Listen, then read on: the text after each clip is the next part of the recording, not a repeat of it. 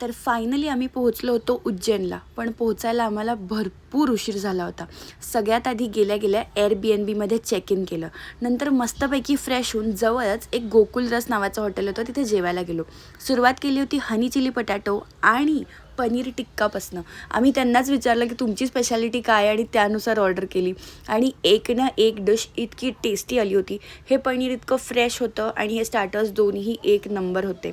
Next होतं पनीर पंजाबी आणि एक काहीतरी पनीर कढई होती विथ बटर नान आणि एंड केलं जिरा राईस.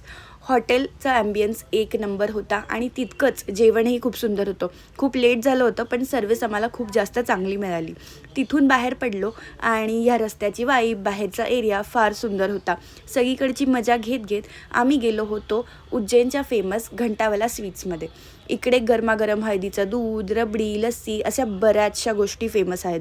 आम्ही ट्राय केली होती लस्सी आणि रबडी आणि स्पेशली मला रबडी खूप जास्त आवडली. लस्सीपेक्षा पण तुम्ही रबडी नक्की ट्राय करा. आणखी आम्ही इथे काय काय मजा केली हे पूर्ण व्लॉगमध्ये यूट्यूबवर नक्की बघा. Thank you for watching. भेटूया पुढच्या व्लॉगमध्ये.